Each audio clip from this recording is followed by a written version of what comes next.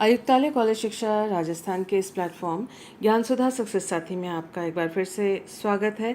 आइए आज हम करते हैं ग्रीन केमिस्ट्री का टॉपिक, जो कि आरपीएससी असिस्टेंट प्रोफेसर और नेट जेआरएफ के सिलेबस में शामिल हुआ है। इससे पहले कि ग्रीन केमिस्ट्री के बारे में पढ़ें, आइए हम जान लेते हैं कि इसको पढ़ने की आवश्यकता क्यों पड़ी। इकोनॉमिक डेवलपमेंट के साथ साथ बहुत सारे केमिकल कंपाउंड्स जैसे पॉलीमर्स, जैसे पेंट्स, मेडिसिन्स या बहुत सारे दूसरे ऐसे यौगिक का हमने इस्तेमाल किया जो कि केमिकल रिएक्शंस से बने हैं।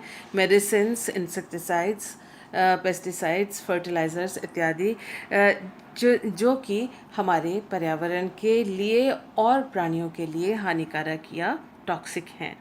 तो उनका इस्तेमाल ना हो या कम हो, या ऑल्टरनेटिव इस तरह के रिएक्शंस किए जाएं या उत्पाद यूज़ किए जाएं, बनाए जाएं जो कि हानिकारक नहीं हो। तो उसी बात को ध्यान में रखते हुए ग्रीन केमिस्ट्री के सब्जेक्ट का इवोल्यूशन हुआ या इसका इजाद हुआ। 1999 में, सन 1991 में पॉल एनास्तास ने सबसे पहले ग्रीन केमिस्ट्री टर्म को कॉइन किया या इस्तेमाल किया, और उन्हें ही फादर ऑफ ग्रीन केमिस्ट्री के नाम से जाना जाता है। ग्रीन केमिस्ट्री क्या है? ग्रीन केमिस्ट्री ये है कि हम इस तरह के केमिकल कंपाउंड्स को बनाएं, रिएक्शंस करें या प्रोडक्ट बनाएं ताकि हैज़र्डस या टॉक्सिक सब्सटेंसेस एनवायरनमेंट में रिलीज़ ना हो, कोई पॉल्यूशन ना हो, प्राणियों को किसी तरह से जहरीले और विषैले पदार्थों से सामना न करना पड़े, नुकसान उनको ना हो, उसी तरह से एनवायरनमेंट का पॉल्यूशन भी ना हो। तो इस तरह के रिएक्शंस को हम ग्रीन रिएक्शंस कहते हैं, और इस पूरी केमिस्ट्री को हम ग्रीन केमिस्ट्री के नाम से जानते हैं। ग्रीन केमिस्ट्री में जो केमिकल प्रोडक्ट बनता है केवल वही शामिल नहीं होते। ग्रीन केमिस्ट्री का अर्थ है कि हमने कौन से रिएक्टेंट लिए ताकि उन प्रोडक्ट को बनाया जा सके, और रिएक्शन का पाथवे किस तरह से है, यानी किन चरणों में रिएक्शन पूरा हो रहा है, कैसे सॉल्वेंट लिए जा रहे हैं, और पूरी रिएक्शन प्रोसीजर किस प्रकार की है, कंडीशंस क्या है, एनर्जी कितनी यूज़ हुई है, ये सारा एनवायरनमेंट फ्रेंडली होना चाहिए, तभी उसको ग्रीन केमिस्ट्री के नाम से जाना जाता है और संबंधित रिएक्शन को ग्रीन रिएक्शन कहा जाता है। ग्रीन केमिस्ट्री को सस्टेनेबल केमिस्ट्री के नाम से भी जाना जाता है, क्योंकि इससे जो हमारा एनवायरनमेंट है वो सस्टेन रहे, वो बना रहे और उस पर कोई दुष्प्रभाव ना पड़े, इसीलिए ग्रीन केमिस्ट्री कहते हैं। जो ग्रीन रिएक्शंस होते हैं उसमें 3 कंपोनेंट्स होने चाहिए। सॉल्वेंट जो है वो ग्रीन होना चाहिए। ग्रीन सॉल्वेंट का अर्थ ये है कि वो टॉक्सिक या दुष्प्रभाव वाला या हानिकारक नहीं हो। रिएजेंट और कैटलिस्ट भी हानिकारक नहीं हो, और एनर्जी कंजम्पशन कम से कम हो, यानी हाई प्रेशर हाई टेम्परेचर ना हो, बल्कि कोशिश ये होनी चाहिए कि रूम टेम्परेचर और रूम प्रेशर पे ही रिएक्शन हो सके, ताकि कम से कम हानिकारक उत्पाद प्राप्त हों या साइड प्रोडक्ट प्राप्त हों। जो ग्रीन केमिस्ट्री है इसमें it involves improved production method, यानी पहले जो क्लासिकल हमारे ट्रेडिशनल मेथड्स थे उनको इम्प्रूव कर लिया जाए, कम स्टेप्स में वो रिएक्शंस पूरे हों, ऐसे फॉर्मूले या नए कंपाउंड्स बनाए जाएं जिनका जो यूज़ है वो तो बराबर बना रहे, जिसका जो हमें जिस काम के लिए उस कंपाउंड को यूज़ करना है वो यूज़ जो है वो बना रहे, लेकिन उसका साइड इफ़ेक्ट या टॉक्सिक इफ़ेक्ट ना हो। जिस मेडिसिन को हम जिस बीमारी के लिए या जिस तकलीफ़ के लिए यूज़ करना चाहते हैं, उसी ऑर्गन या उसी सेल या उसी प्रॉब्लम को वो सॉल्व करें, ना कि साइड इफ़ेक्ट या टॉक्सिसिटी बढ़ाए बॉडी में, कहीं और दूसरे साइड इफ़ेक्ट्स उसकी वजह से नहीं होने चाहिए। सॉल्वेंट्स ऐसे होने चाहिए जो कि जो एनवायरनमेंट है या फिर जो उसको हैंडल कर रहा है, जो रिएक्शन कर रहा है, ये सारी चीज़ों को हैंडल कर रहा है, उस पर भी कोई इसका हार्मफुल इफ़ेक्ट नहीं होना चाहिए। सस्टेनेबल रिसोर्सेज, यानी ऐसे हम मॉलिक्यूल्स यूज़ करें जो बायोमॉलिक्यूल्स हों, या हमें जो नेचर से ही वो मॉलिक्यूल्स या सबस्ट्रेट्स हमको मिल जाएं, और हम कोई सिंथेटिक हार्मफुल टॉक्सिक सब्सटेंसेस का इस्तेमाल ना करें। बायोटेक्नोलॉजी अल्टरनेटिव्स का इस्तेमाल करें, एंजाइम्स इत्यादि का इस्तेमाल करें, और एनवायरनमेंट फ्रेंडली जो प्रोसेसेस हैं उनका हम इस्तेमाल करें। तो ये सारे सब मिलाकर बनता है ग्रीन केमिस्ट्री। ग्रीन केमिस्ट्री के 12 प्रिंसिपल्स हैं, ये आप देख सकते हैं आपके स्क्रीन पर। इसमें से इस वीडियो में हम कुछ एक प्रिंसिपल को ही स्टडी करेंगे। आने वाली वीडियोस में हम दूसरे बाकी जो प्रिंसिपल्स हैं उनको डिस्कस करेंगे या उनके एग्जांपल्स को देखेंगे। सबसे पहला प्रिंसिपल है पॉल्यूशन प्रिवेंशन।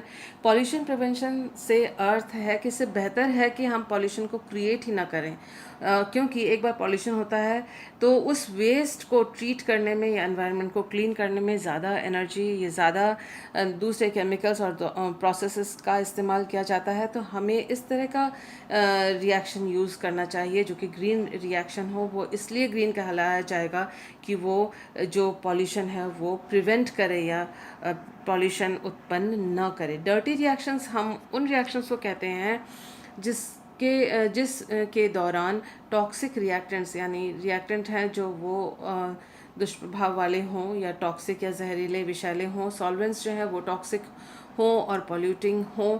इसके अलावा हार्श रिएक्शन कंडीशंस यानी हाई टेम्परेचर प्रेशर हो, ऐसे में बहुत सारे टॉक्सिक बाई प्रोडक्ट बनते हैं। जो उदाहरण हैं हैलोजनेशन, ऑक्सीडेशन, एल्किलेशन, नाइट्रेशन और सल्फोनेशन, ये रिएक्शंस डर्टी रिएक्शंस के नाम से जाने जाते हैं।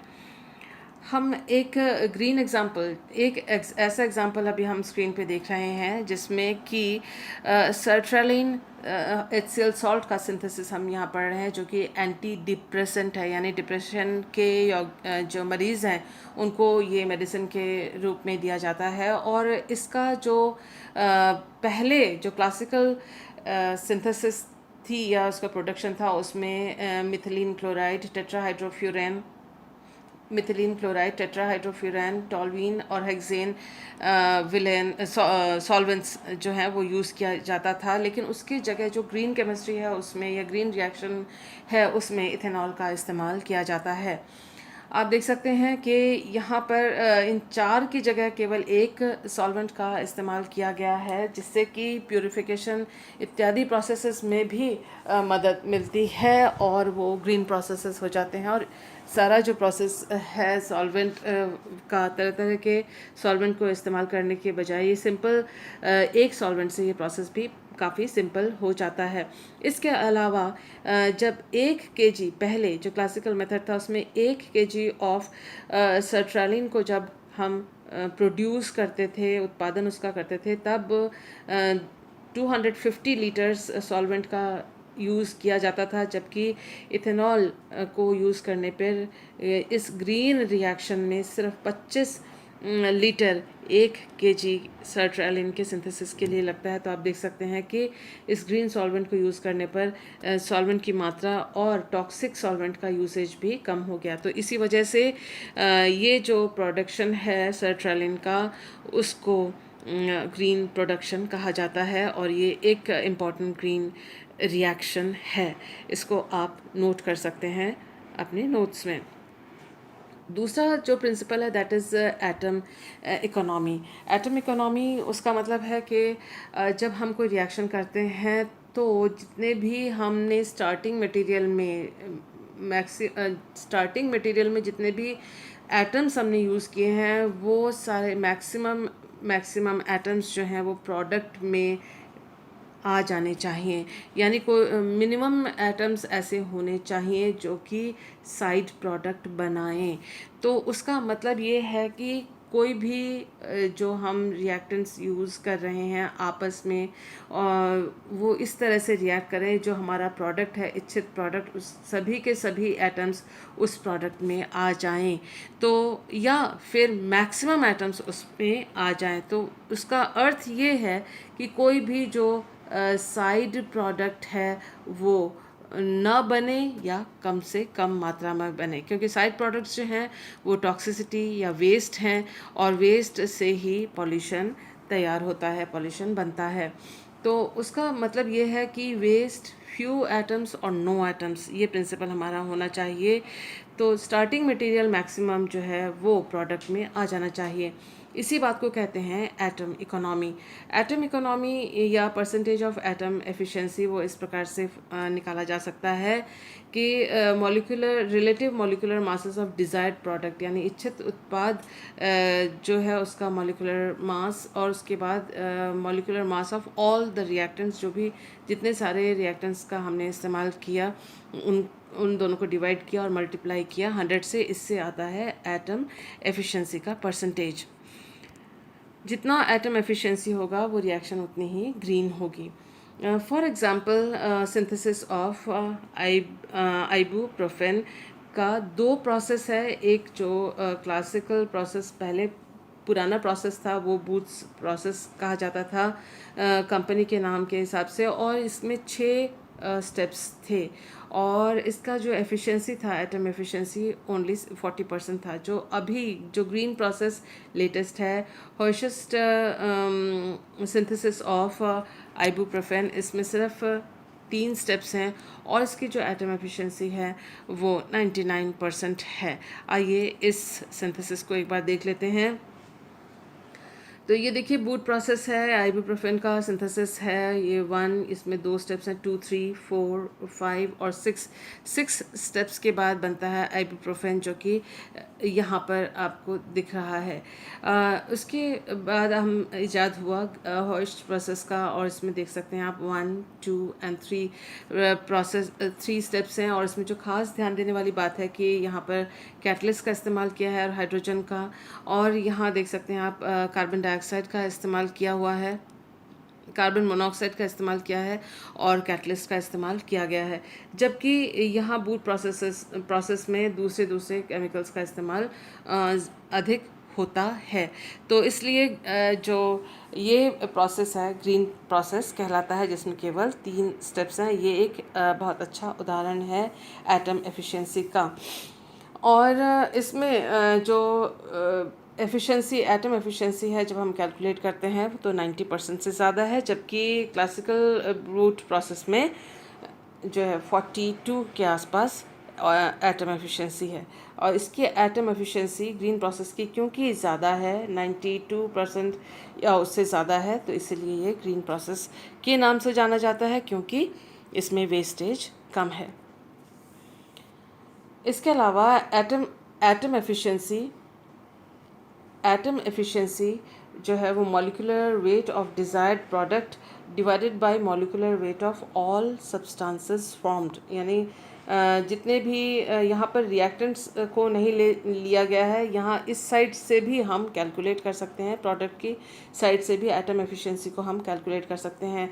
ये एसीटोफिनोन का सिंथेसिस दिया हुआ है, एक ये मेथड दिया हुआ है जो क्लासिकल है, और ये है ग्रीन मेथड है। आइए इनमें हम डिफरेंस देखते हैं। एसीटोफिनोन का प्रोडक्शन दोनों में ही हो रहा है। यहाँ पर हमने ये ऑक्सीडाइजिंग एजेंट लिया हुआ है, और यहाँ पर हमने ऑक्सीजन को ऑक्सीडाइजिंग एजेंट लिया in the presence of catalyst. इस फार्मूले का इस्तेमाल करते हुए 120 जो है इसका मॉलिक्यूलर वेट है 392 और इसका मॉलिक्यूलर वेट है 18। इनको हम जितने नंबर ऑफ मोल्स हैं, जैसे इसको 3 से और इसको 6 से मल्टीप्लाई करके यहाँ नीचे लिखेंगे, क्योंकि molecular weight of all the substances formed ये है, क्योंकि सारे सब्सटेंसेस को यहाँ पर हमने शामिल किया हुआ है। और यहाँ जो रिएक्टेंट है, जो इच्छित प्रोडक्ट है वो एसीटोफिनोन है, तो उसको हमने ऊपर लिखा है, क्योंकि 3 मोल बन रहा है तो 3 से इसका मल्टीप्लाई किया है। अब देखिए यहाँ पर हमने रिएक्टेंट्स का नहीं यूज़ किया, लेकिन क्योंकि ये सारे जो एटम्स हैं वो पूरे के पूरे यहाँ पर हैं, बैलेंस्ड इक्वेशन है ये, तो इसलिए हम इनको ना यूज़ करके हम इस पूरे को भी यूज़ कर सकते हैं। दोनों एक ही है, क्योंकि टोटल वेट यहाँ का और टोटल वेट यहाँ का दोनों बराबर होते हैं। तो हम देख सकते हैं कि जो ट्रेडिशनल मेथड है उसका एटम एफिशिएंसी जो है वो 42% है, और जबकि जो इसको ग्रीन मेथड इसलिए कहते हैं क्योंकि इसका जो एफिशिएंसी है वो 87% है। मोरोवर यहाँ जो रिएक्टेंट्स यूज़ किए हैं, यहाँ सिर्फ ऑक्सीजन है वो यूज़ किया हुआ है, यहाँ नंबर ऑफ़ केमिकल्स भी कम यूज़ हुए हैं, और इस वजह से ये ग्रीन रिएक्शन है, क्योंकि इसकी एटम एफिशिएंसी भी ज़्यादा है। इसके अलावा इसमें जो रिएजेंट्स हैं ये टॉक्सिक हैं और ये कम टॉक्सिक है, इस वजह से भी ये ग्रीन रिएक्शन है। यहाँ क्योंकि हम इसको एटॉमिक एफिशिएंसी, एटम एफिशिएंसी में पढ़ रहे हैं, तो हम ये कह सकते हैं कि इसका एटम एफिशिएंसी क्योंकि ज़्यादा है, ट्रेडिशनल एटम मेथड का एटम एफिशिएंसी क्योंकि कम है, इसलिए जो सेकंड रिएक्शन है वो ग्रीन रिएक्शन है एटम एफिशिएंसी के नज़रिए से भी। इसके अलावा एक और फैक्टर है जो कि मास एफिशिएंसी ऑफ ग्रीन प्रोसेसेस, जो मास एफिशिएंसी है उसका निर्धारण कर सकती है, दैट इज़ ई फैक्टर, जिसे कहते हैं एनवायरनमेंटल फैक्टर, जिसको निकालते हैं mass of waste divided by mass of product. और वेस्ट कैसे निकालते हैं? मास ऑफ रॉ मटेरियल यानी जिससे हमने शुरू किया, रिएक्टेंट्स आप कह सकते हैं, जिसमें सॉल्वेंट्स वगैरह सारे इंक्लूड इसके अंदर होते हैं। और इसमें यूज़ होता है फ्यूल भी, अगर मतलब एनर्जी जो हमने किसी भी रिएक्शन को करने के लिए अगर हमने हीट किया है सिस्टम को, तो यानी गैस या किसी और चीज़ को जलाकर अगर हमने एनर्जी प्रोवाइड की है, तो उसका वेट भी इसके अंदर शामिल होता है रॉ मटेरियल्स में, माइनस मास ऑफ प्रोडक्ट, जो उत्पाद इच्छित उत्पाद है उसका जो मास उसको माइनस किया, divided by mass of product, तो जो आता है दैट इज़ उसको कहते हैं हम ई फैक्टर। इसमें वाटर को शामिल नहीं किया जाता है, क्योंकि वाटर सॉल्वेंट के रूप में अगर हमने यूज़ किया तो उसका काफ़ी ज़्यादा मास आ जाएगा और ई फैक्टर काफ़ी हाई हो जाएगा। लेकिन उस वाटर में डिज़ोल्व्ड इनऑर्गेनिक वेस्ट या ऑर्गेनिक वेस्ट, उसको हम इस जो वेस्ट में हम उसको शामिल करते हैं। देखिए, ई फैक्टर को kg of waste divided by kg of product से निकाला जाता है, और जो टोटल वेस्ट है किसी भी प्रोसेस का, एक्चुअल वेस्ट जो है वो इंक्लूड करता है लॉस ऑफ, उसमें शामिल होता है loss of solvent, loss of acid और बेसिस, और वेस्ट फ्रॉम एनर्जी प्रोडक्शन जो है, हम सारे एनर्जी का जो फैक्टर है वो भी इसमें शामिल किया जाता है वेस्ट के अंदर। गुड ई फैक्टर यूजुअली स्पेंड्स अराउंड 0.1, उसका मतलब अगर अच्छा ई फैक्टर है उसका मतलब 0.1 है। उसका अर्थ ये है जैसे कि 10 kg डिज़ायर्ड प्रोडक्ट, इच्छित जो प्रोडक्ट है अगर वो 10 kg हो और वेस्ट सिर्फ 1 kg उसमें से निकले, तो ऐसे में जो ई फैक्टर है वो अप्रॉक्सीमेटली 0.1 के आसपास आएगा, और इसको गुड ई फैक्टर के नाम से जाना जाता है। फार्मास्यूटिकल इंडस्ट्री जो होते हैं उसमें, क्योंकि जो उत्पाद मेडिसिनल चाहिए वो उनकी प्योरिटी काफ़ी हाई होनी चाहिए, इसलिए उनका ई फैक्टर जो है अप्रॉक्सीमेटली कई बार 100 आता है। उसका मतलब कि 1 kg मेडिसिन के या फार्मास्यूटिकल प्रोडक्ट के बनने के साथ 100 kg वेस्ट भी बनता है, और ये ई फैक्टर काफ़ी हाई है। अब आप ध्यान से सुनिए कि ऑयल इंडस्ट्री का जो ई वेस्ट है वो लगभग ज़ीरो के आसपास होता है, ज़ीरो नहीं, लगभग ऑलमोस्ट ज़ीरो होता है पेट्रोलियम रिफाइनिंग इंडस्ट्री में। फिर आप ये कह सकते हैं कि फार्मास्यूटिकल इंडस्ट्री जो है बहुत सारा वेस्ट निकालती है, लेकिन पेट्रोलियम रिफाइनिंग इंडस्ट्री जो है वो बहुत कम वेस्ट निकालती है। ऐसा नहीं है, क्योंकि फार्मास्यूटिकल इंडस्ट्री का जो प्रोडक्ट होता है वो कम होता है, जबकि पेट्रोलियम रिफाइनिंग इंडस्ट्री का जो कुल प्रोडक्ट है वो काफ़ी ज़्यादा होता है फार्मास्यूटिकल इंडस्ट्री के तुलना में। तो उसका मतलब है अगर वो ई फैक्टर उसका ज़ीरो के आसपास भी हो, तो भी जो पेट्रोलियम रिफाइनिंग या ऑयल इंडस्ट्री से जो वेस्ट निकलता है अगर उसका जो अमाउंट है वो ज़्यादा होता है, जबकि फार्मास्यूटिकल इंडस्ट्री से में हालांकि उसका ई फैक्टर जो है, ई फैक्टर फार्मास्यूटिकल इंडस्ट्री का हाई होने के बावजूद उसका कुल जो प्रोडक्ट है वो कम है, और उसका कुल वेस्ट भी पेट्रोलियम जो इंडस्ट्री है उसकी तुलना में कम है। तो जो ई फैक्टर है वो आपको टोटल वेस्ट के बारे में कोई आइडिया नहीं देता, वो सिर्फ एफिशिएंसी के बारे में आपको बताता है। नेक्स्ट जो प्रिंसिपल है लेस हैज़ार्डस केमिकल सिंथेसिस से है, उसका मतलब हमें इस तरह के स्टेप्स यूज़ करने चाहिए, इस तरह के स्टेप्स डिज़ाइन या इस तरह के स्टेप्स को सोचना चाहिए, पाथवे सोचना चाहिए ताकि कोई टॉक्सिसिटी हेल्थ और एनवायरनमेंट को ना हो।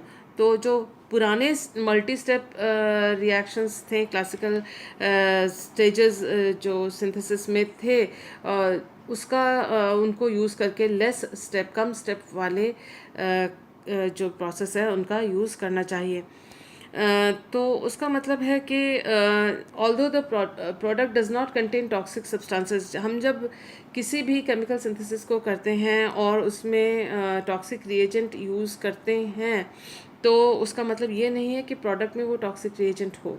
आमतौर पे ऐसा देखा गया है कि जहाँ पर मल्टीपल स्टेप्स होते हैं, यानी बहुत सारे स्टेप्स से कोई एक रिएक्शन पूरी होती है, उसमें टॉक्सिक रिएजेंट्स यूज़ होते हैं, लेकिन उसका अर्थ ये नहीं है कि प्रोडक्ट में वो टॉक्सिक रिएजेंट आ जाए। किसी प्रोडक्ट में वो साइड प्रोडक्ट के रूप में उसका कोई दूसरे रूप में वो निकल के आ जाता है और जो प्रोडक्ट है वो यूज़फुल हमारा होता है, लेकिन जो उसका साइड प्रोडक्ट होता है, वेस्ट होता है, वो हार्मफुल होता है। और इसी तरह से इस वजह से हमें मल्टीपल स्टेज वाले रिएक्शंस की जगह कम स्टेप के रिएक्शंस का इस्तेमाल करना चाहिए और रिएजेंट्स की जगह हमें बायोलॉजिकल एंजाइम्स इत्यादि का इस्तेमाल करना चाहिए, ताकि एनवायरनमेंट और ह्यूमन हेल्थ जो है वो या किसी भी प्राणी का जो हेल्थ है वो कॉम्प्रोमाइज़ ना हो, उसमें कोई दुष्प्रभाव ना पड़े। आइए याद कर लेते हैं फॉस्जीन के बारे में। फॉस्जीन जो है एक पॉइजनस गैस है और वर्ल्ड वॉर 1 के टाइम पे उसको केमिकल वेपन के रूप में यूज़ किया गया था, जिससे लगभग 85,000 डेथ्स हुए थे। इस बात को ध्यान में रखते हुए आइए देखते हैं नेक्स्ट एग्जाम्पल। हम अभी बात कर रहे थे कि हमारे पास जो रिएक्शंस होने चाहिए वो लेस हैज़र्डस केमिकल सिंथेसिस के प्रोसेस होने चाहिए। तो आइए देखते हैं ये एग्जांपल जो पॉलीकार्बोनेट सिंथेसिस, इस तरह के पॉलीमर सिंथेसिस के लिए यूज़ होता है। इन सिंथेसिस जो क्लासिकल सिंथेसिस थे, जो डायोल्स और कार्बोनेट्स के बीच में जो कंडेंसेशन रिएक्शन था, उसमें फॉस्जीन का इस्तेमाल होता था, डाइक्लोरोमीथेन मीथेन का इस्तेमाल होता था, और जो दोनों ही हाई कॉस्ट और टॉक्सिक केमिकल्स हैं। इस तरह से आप देख सकते हैं कि ये दोनों रिएक्शंस हैं, इनमें फॉस्जीन के या फॉस्जीन या खुद उसके डेरिवेटिव्स यूज़ होते हैं, डाइक्लोरोमीथेन भी यूज़ होते हैं जो कि टॉक्सिक हैं। अब हमें उसका मतलब है कि इन स्टेप्स को छोड़कर हमें कोई इस तरह का रिएक्शन यूज़ करना चाहिए जो कि ग्रीन स्टेप्स हो। तो ग्रीन सिंथेसिस में एक सिंथेसिस है इपॉक्साइड का यूज़ करना और उसका साथ में कार्बन डाइऑक्साइड के साथ इसका रिएक्शन करना। बहुत सिंपल है और ये इसमें ज़्यादा हार्मफुल केमिकल्स का इस्तेमाल जैसे कि डाइक्लोरोमीथेन और फॉस्जीन का इस सिंथेसिस में इस्तेमाल नहीं हुआ है, तो ये एक ग्रीन प्रोसेस के नाम से मशहूर हुआ। और इस तरह से हम कार्बामेट का सिंथेसिस कर सकते हैं और हम देख सकते हैं कि जो इसमें जो सॉल्वेंट्स हैं वो भी रिसाइकल हो रहे हैं। तो ये एक ग्रीन रिएक्शन या ग्रीन सिंथेसिस का प्रोसेस था, लेकिन इसके बाद जो डेवलपमेंट हुआ उससे भी बढ़िया जो केमिकल्स हैं या उससे भी बढ़िया सिंथेसिस हैं वो यूज़ हुए हैं। जो इपॉक्साइड यूज़ हुआ है इससे पहले, या इस तरह से 3 मेंबर्ड या 4 मेंबर्ड ऑक्सीटेन्स और इपॉक्साइड्स जो यूज़ हुए हैं वो डिफ़िकल्ट हैंडलिंग है उसकी, हाई कॉस्ट है और नैरो स्कोप है। तो ये इसके 3 डिसएडवांटेजेस थे। और जो अभी लेटेस्ट है प्रोसेस, क्योंकि देखिए आप आरपीएससी में या फिर नेट जेआरएफ में रिसर्च बेस्ड क्वेश्चंस आते हैं और लेटेस्ट रिसर्च के ऊपर भी आता है, तो ये इन दोनों एग्ज़ाम्स के लिए इम्पॉर्टेंट एग्जांपल है कि अब डायरेक्ट पॉलीमराइजेशन ऑफ डायोल हो रहा है। ये जो पिंक बॉक्स में आप देख रहे हैं ये लो कॉस्ट ग्रीन प्रोसेस है और इसमें आप देख सकते हैं कि जो 3 मेंबर्ड और 4 मेंबर्ड रिंग्स इसमें यूज़ नहीं हुए, डायोल्स डायरेक्ट पॉलीमराइज हो रहे हैं कार्बन डाइऑक्साइड के साथ, और यूज़ इसमें कैटलिस्ट हो रहा है, और जिसकी वजह से इसका जो एफिशिएंसी है वो यील्ड परसेंटेज है वो 99% या उससे ज़्यादा ईल्ड है। तो ये एक लेटेस्ट और अच्छा ग्रीन प्रोसेस है कार्बामेट सिंथेसिस का, direct polymerisation of diols and carbon dioxide. इसके अलावा एक और अच्छा सा एग्जांपल है, वो है एक लोअर, जब हार्ट डिजीज़ेज़ होते हैं या कोलेस्ट्रॉल ज़्यादा हो, ऐसी स्थिति में high blood pressure, high cholesterol हो, तो हार्ट डिजीज़ को प्रिवेंट करने के लिए, हार्ट अटैक या स्ट्रोक्स को प्रिवेंट करने के लिए सिम्वास्टेटिन दिया जाता है। और उसके दो प्रोसेसेस हमारे स्क्रीन पे हैं। तो आप ये देखिए, रूट नंबर 1 है ये यहाँ से, और ये इसमें, जिसमें प्रोटेक्शन डी प्रोटेक्शन का काम किया हुआ है इसके अंदर। और इसमें जो है स्टेप्स भी हैं, ज़्यादा स्टेप हैं, 1 2 3 4 5 स्टेप्स हैं कम से कम। और यहाँ पे भी आप देख सकते हैं काफ़ी रिएजेंट्स का इस्तेमाल हुआ है, प्रोटेक्शन डी प्रोटेक्शन का इस्तेमाल हुआ है। तो दोनों स्टेप्स से, जो ट्रेडिशनल स्टेप्स हैं, उनसे इसमें सिम्वास्टेटिन का सिंथेसिस दिखाया हुआ है। जबकि जो ग्रीन प्रोसेस है उसको देख लीजिए, उसी ड्रग का हमने यहाँ पर आपको एग्जांपल दिखाया है। इसमें बायोकैटालाइज्ड ट्रांसफॉर्मेशन है और सेम स्टार्टिंग मटेरियल है और सेम एंड प्रोडक्ट है, लेकिन आप देखें स्टेप इसमें कम है और लिया हुआ है बायो एंजाइम लिया हुआ है इसके अंदर, बायो मॉलिक्यूल लिया हुआ है, जिससे कि ये ज़्यादा ग्रीन प्रोसेस है। क्यों? दो बातें हैं इसके अंदर। पहला कि नंबर ऑफ़ स्टेप्स, जो नंबर ऑफ स्टेप्स हैं इस रिएक्शन में वो कम हैं। और उसके अलावा प्रोटेक्शन डी प्रोटेक्शन के बजाय यहाँ पर आप देख सकते हैं कि एंजाइम लिया हुआ है या बायोमॉलिक्यूल लिया हुआ है, जिससे कि ये रिएक्शन ग्रीन रिएक्शन हो गई है। लास्ट फैक्टर जो आज हम यहाँ इसमें डिस्कस कर रहे हैं, डिज़ाइनिंग सेफ़र केमिकल्स वाला प्रिंसिपल हम डिस्कस करेंगे। इसका अर्थ ये है कि हम कुछ ऐसे केमिकल्स लें जो काम तो वही करे जो हम चाहते हैं, लेकिन उसका जो टॉक्सिक इफ़ेक्ट होता है वो घट जाए। तो ऐसे कंपाउंड्स को जब हम यूज़ करते हैं, केमिकल्स को यूज़ करते हैं, उस प्रिंसिपल को कहते हैं डिज़ाइनिंग सेफ़र केमिकल्स। सेफ़र यानी इसका हैज़र्ड जो है या टॉक्सिसिटी जो है एनवायरनमेंट और लाइफ पे कम से कम हो। For example use of C9 एक बड़ा सा मॉलिक्यूल है और वो जो डिग्रेडेबल है और नॉन टॉक्सिक है। हालांकि इस पे अभी भी रिसर्च चल रही है और लेटेस्ट रिसर्च के हिसाब से ये उतना नॉन टॉक्सिक नहीं है जितना कि पहले सोचा गया था। लेकिन इसको यूज़ करते हैं किसी बोट या शिप के आउटर साइड में जो पानी में पड़े रहते हैं, ताकि उस पर सी वीड या प्लैंकटन उग ना जाए या उससे चिपक ना जाए। इसके लिए इसको बाहर पेंट किया जाता है, लगाया जाता है।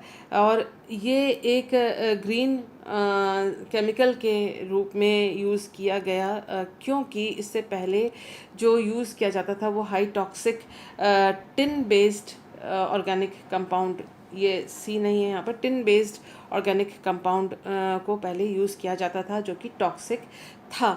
तो उसकी जगह यूज़ किया जा रहा है C9। नेक्स्ट एग्जांपल है कि जो क्लोरीन ब्लीच यूज़ होते थे, और क्लोरीन ब्लीच जो है ओजोन लेयर को डैमेज करते हैं, उनकी जगह यूज़ हो रहे हैं hydrogen peroxide paper production industry में। तो ये दो एग्जांपल्स हैं। इसके अलावा आइए हम देख लेते हैं कुछ इंटरेस्टिंग एग्जांपल्स सेफ़र केमिकल्स के लिए। देखिए हमारे स्क्रीन पे है सबसे पहला एग्जांपल सिफेलोस्पोरिन, जो कि इसका नेफ्रोटॉक्सिसिटी है, ये बॉडी में एक्यूमुलेट हो जाता है। और सिफेलोस्पोरिन जो है एंटीबैक्टीरियल, एंटी बायोटिक हैं और बहुत सारे इन्फेक्शंस को ट्रीट करने के काम में आते हैं। लेकिन साइड इफ़ेक्ट ये था कि बॉडी में एक्यूमुलेट हो जाते हैं, जिससे दूसरे प्रॉब्लम्स क्रिएट करते हैं। कारण ये था कि इसका ज्विटर आयनिक स्ट्रक्चर था और उसका जो सेफ़र ऑप्शन है वो एनायनिक ऑप्शन है। यहाँ इसको एनायन में इजीली आप कन्वर्ट कर सकते हैं और एनायनिक ऑप्शन है ये, और ये सेफ़र है। तो आप देख सकते हैं यहाँ COOH ग्रुप है और एसिडिक ग्रुप है, इसको माइनस में चेंज यानी एनायनिक ऑप्शन इसका लिया जा सकता है। और इसका फ़ायदा क्या है, क्यों ये सेफ़र है कि ये बॉडी में एक्यूमुलेट नहीं होता, ये बॉडी से निकल जाता है, इसका टॉक्सिसिटी कम रहता है इसी वजह से। दूसरा है कि सेफ़र केमिकल्स में मैनिपुलेटिंग स्टेरिक्स। इससे पहले वाला एग्जांपल जो हमने देखा था वो था कि ज्विटर आयंस की जगह हमने एनायन यूज़ किया, यानी चार्ज को मैनेज किया था हमने इससे पहले वाले एग्जांपल में। इस वाले एग्जांपल में हम इसका स्टीरियो केमिस्ट्री जो है वो मैनेज कर रहे हैं, ये मैनिपुलेट कर रहे हैं, चेंज कर रहे हैं।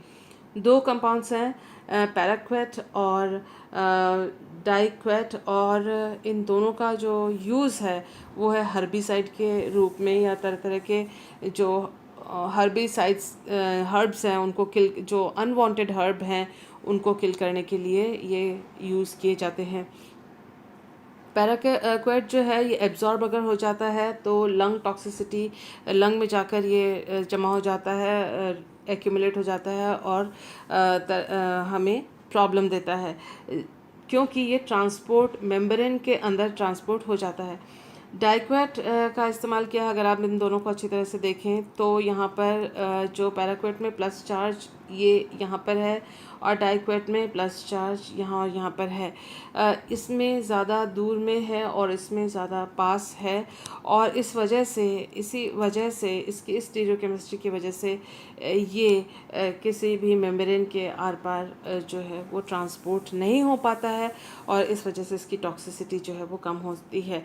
लेकिन साथ ही साथ इसका जो हर्बिसाइड इफ़ेक्ट है वो, और ये इसका हर्बिसाइड इफ़ेक्ट, इन दोनों का जो हर्ब्स को किल करने का इफ़ेक्ट है वो, उसमें कोई परिवर्तन नहीं आया है, बस टॉक्सिसिटी में परिवर्तन आया है। ये टॉक्सिक नहीं है और ये टॉक्सिक है, इसलिए ये ग्रीन केमिकल है और सेफ डिज़ाइनिंग इसकी है। नेक्स्ट एग्जांपल हम देख लेते हैं, by manipulating electrophilicity, for example acrylates. Acrylates को हम काफ़ी यूज़ करते हैं, और जो है इसमें एक दो एग्जांपल्स हैं, मिथाइल एक्रेलेट और मिथाइल मिथैक्रेलेट। ये जो है ये नॉन कार्सिनोजेनिक है, क्योंकि ये माइकल एडिशन रिएक्शन नहीं प्रदर्शित कर सकता, जबकि ये टॉक्सिक है। और एक सब्स्टिट्यूशन, यानी हमने सिर्फ यहाँ पर एक हाइड्रोजन हटा के यहाँ पर CH3 लगा दिया है, और अगर हम इसका यूज़ करते हैं इन प्लेस ऑफ दिस, जहाँ भी यूज़ किया जा सकता है, तो वहाँ अगर मिथाइल एक्रिलेट की जगह अगर हम मिथाइल मिथ एक्रिलेट का इस्तेमाल करें तो वो ग्रीन ऑप्शन होगा और ये सेफ़र केमिकल होता है। तो ये भी इस तरह से हम इलेक्ट्रोफिलिसिटी को मैनिपुलेट करके इसका माइकल एडिशन रिएक्शन ना हो, क्योंकि माइकल एडिशन रिएक्शन से कार्सिनोजेनिसिटी इसकी बढ़ती है, तो उसको हमने रोका, और जिससे हमें सेफ़र ऑप्शन, ग्रीन ऑप्शन के रूप में ये कंपाउंड मिला। बाई फैसिलिटेटिंग डिटॉक्सिफिकेशन, यानी हम कोई भी कंपाउंड है वो उसका ऐसा ऑप्शन यूज़ करें कि वो टॉक्सिक ना हो बॉडी में जाकर। जैसे हेपेटिक ऑक्सीडेशन, अगर बेंजीन से हम काम कर रहे हैं और हेपेटिक ऑक्सीडेशन उसका होता है, जो केमिकल बनता है उससे ल्यूकेमिया, ब्लड कैंसर होता है। जबकि अगर बेंजीन की जगह हमने टॉल्विन यूज़ किया, हेपेटिक ऑक्सीडेशन से बेंजोइक एसिड बनता है जो कि टॉक्सिक नहीं है। उसका मतलब जहाँ हो सके वहाँ पर हमें बेंजीन की जगह टॉल्विन का इस्तेमाल करना चाहिए, क्योंकि हमारे बॉडी के लिए टॉल्विन उतना टॉक्सिक नहीं है जितना कि बेंजीन है। नेक्स्ट एग्जांपल जो सेफ़र केमिकल्स का है या ग्रीन केमिकल्स का है, वो DDT की जगह हमने SIDDT एनालॉग यूज़ किया है। हमें मालूम है कि एंटी मलेरिया के रोकथाम के लिए हम DDT का स्प्रे करवाते हैं, लेकिन इसके जब DDT का स्प्रे कराते हैं, कोई यूज़फुल इंसेक्ट्स जो हैं जो पॉलिनेशन के लिए काम आते हैं, जिससे कि इकोलॉजी जो एनवायरनमेंट में तरह तरह के फ्रूट प्रोडक्शन के लिए, सीड फॉर्मेशन के लिए, वैरायटी के लिए ज़रूरी होते हैं जो इंसेक्ट्स, वो उनकी भी डेथ हो जाती है DDT से। उसका जो दूसरा अल्टरनेटिव ग्रीन जो ऑप्शन है वो है सिलिकॉन एनालॉग ऑफ डीडीटी, जो कि नॉन टॉक्सिक टू इंसेक्ट्स है। इसमें जो फ़र्क आप देख सकते हैं वो है सिर्फ कार्बन की जगह यहाँ पर सिलिकॉन का इस्तेमाल किया गया है। और जो सिलिकॉन बॉन्ड है, this is due to more readily oxidised या metabolised SI bond as compare to CH bond. तो ये लार्जर मॉलिक्यूल साइज़ है, कार्बन के नीचे सिलिकॉन आता है पीरियोडिक टेबल में, और इसका जो बॉन्ड ब्रेकिंग है दोनों का जो टेंडेंसी है क्योंकि एक जैसे नहीं है तो इसलिए ये नॉन टॉक्सिक है और ये ज़्यादा प्रेफरेबल है। तो ये कुछ प्रिंसिपल्स थे जिनको हमने यहाँ पर डिस्कस किया, और उनका जो ग्रीन ऑल्टरनेटिव है उसको आज हमने एग्जांपल्स को देखा है। नेक्स्ट वीडियो में हम इसके जो बाकी प्रिंसिपल्स हैं उनको डिस्कस करेंगे। Thank you for being with me.